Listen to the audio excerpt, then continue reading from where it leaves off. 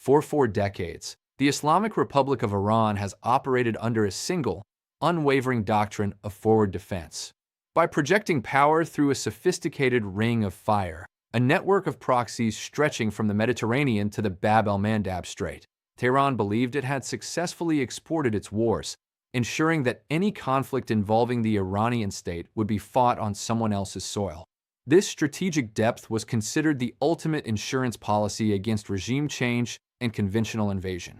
But in the last 72 hours, that insurance policy has been voided.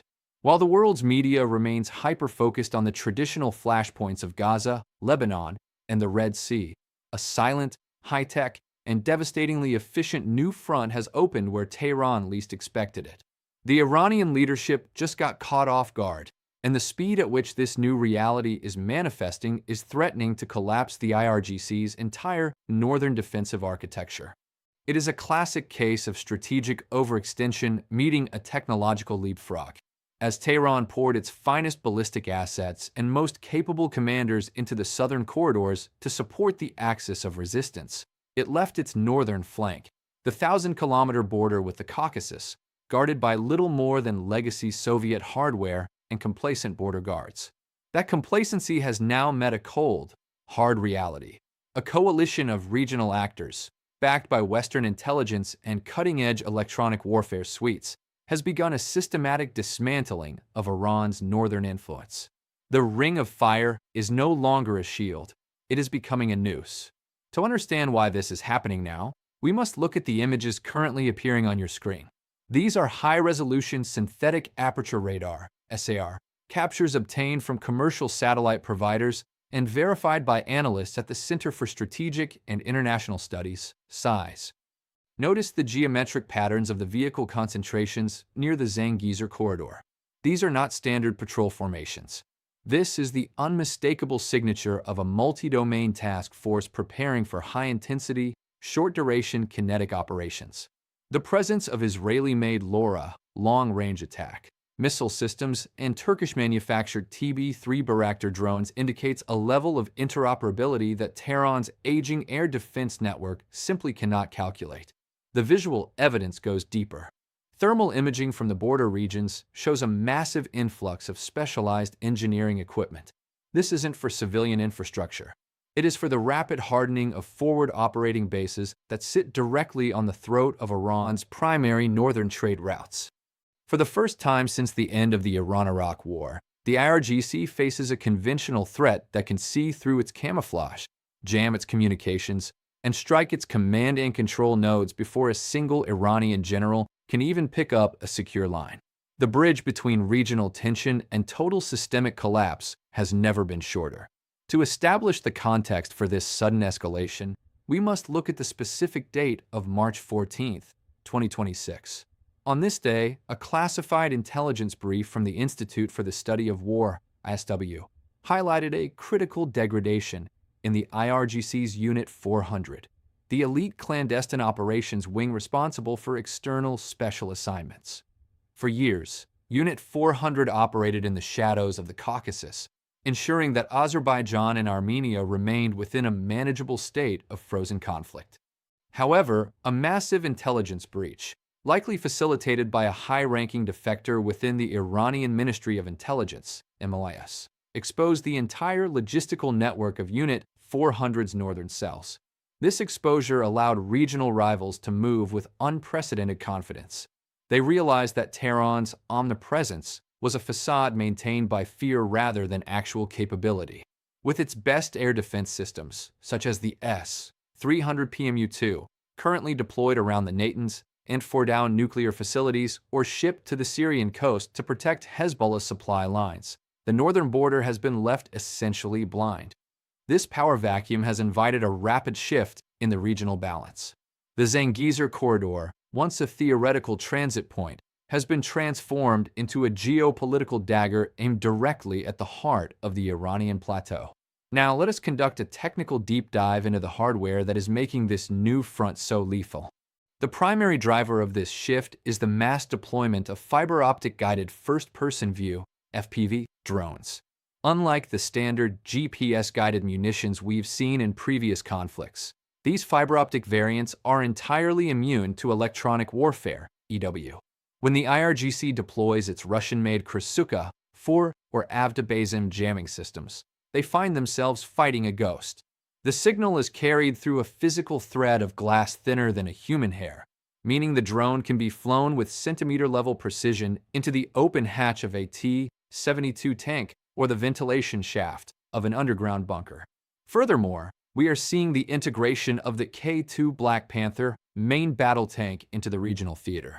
These vehicles represent the pinnacle of 21st-century armored warfare. Equipped with active protection systems, APS, capable of intercepting incoming anti-tank guided missiles, ATGMs, in mid-flight, the K-2 renders Iran's vast stockpile of Tufan missiles, reverse-engineered American TOWs, functionally useless. When you combine this armored invincibility with the Harop loitering munition, which can loiter for 6 hours searching for the specific radio frequency of an Iranian radar, you have a recipe for total tactical dominance. The technical asymmetry is so lopsided that any conventional Iranian response would likely result in a 90% attrition rate within the first 48 hours of engagement. The strategic implications of this are staggering. In the world of geopolitical chess, an immediate battlefield result is merely the tip of the spear.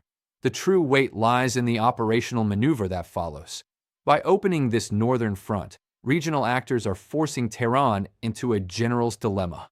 If the IRGC moves its elite Sabrin unit and ballistic missile brigades north to secure the border, it leaves the southern flank and the regime's proxies in Iraq and Yemen vulnerable to a decapitation strike.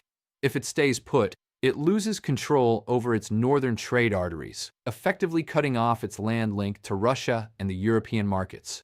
This is a deliberate strategy of strategic suffocation. By forcing Iran to defend everywhere, they ensure it is strong nowhere. The logic is simple. The more Tehran tries to reinforce its ring of fire in the south, the more the northern front expands. This creates a feedback loop of instability. As the IRGC's resources are stretched thin, the internal security apparatus begins to fray. We are already seeing reports of localized unrest in the northwestern provinces, fueled by the realization that the central government in Tehran can no longer guarantee the security of its borders.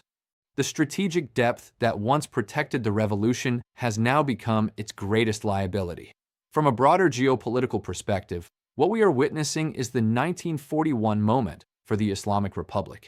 Just as the Soviet Union was caught off guard by the sheer speed and technical sophistication of Operation Barbarossa, despite numerous intelligence warnings, Tehran has fallen victim to its own ideological blindness. It believed that its resistance narrative would prevent its neighbors from ever aligning with its Zionist and imperialist enemies. But the reality of the 2026 geopolitical landscape is governed by interests, not ideologies. The trade volume between Iran and its northern neighbors has stagnated, while the integration of these neighbors into the Western-aligned energy and security architecture has accelerated. According to the latest Defense Ministry reports from across the region, the Middle Eastern NATO is no longer a talking point. It is a functioning command structure. This new alliance is utilizing the porcupine strategy, making the cost of Iranian intervention so high that the IRGC is effectively neutralized without a single shot being fired in a major theater war. The Caspian Sea, once a secure Iranian-Russian lake, is now bristling with Western-supplied naval sensors and anti-ship missile batteries. The geopolitical map of 2024 is being erased and redrawn in real time. There is also a profound psychological dimension to this crisis that the calculators in the IRGC's high command have failed to account for. War is not just a contest of steel and silicon, it is a contest of wills.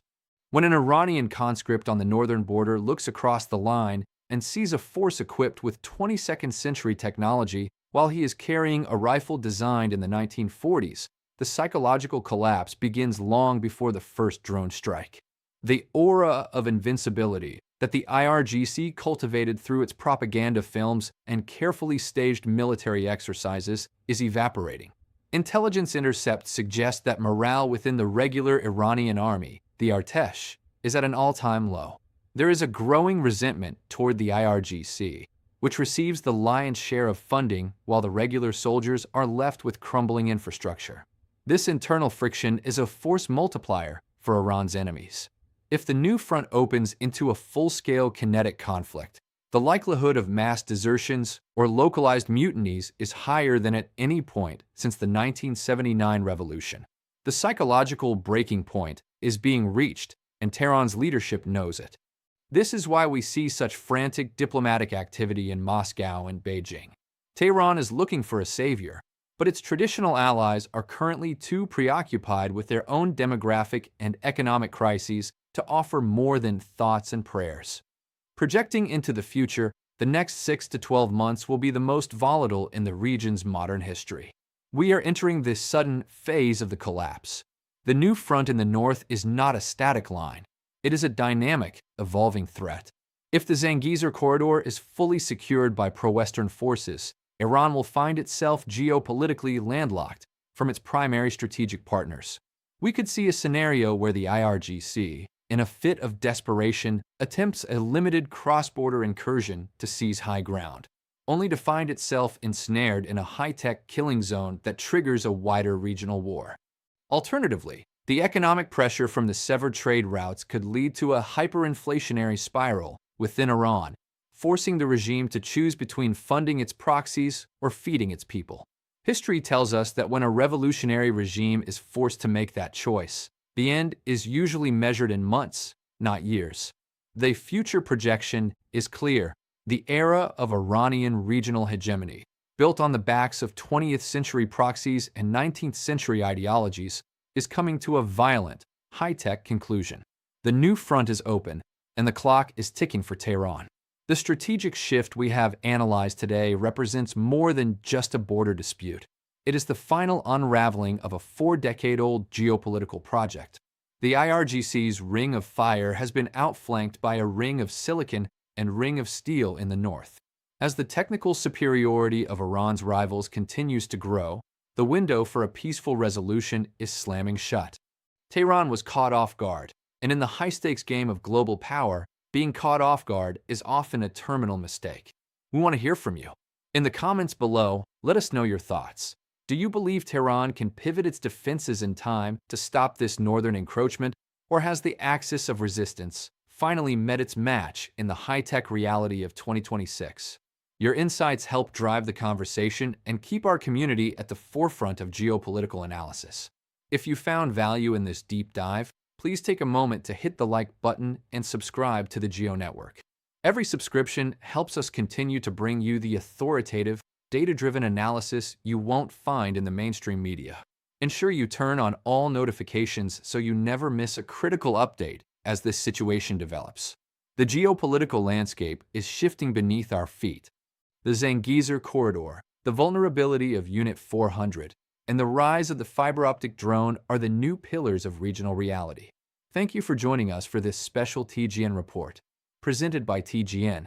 Thank you for choosing us.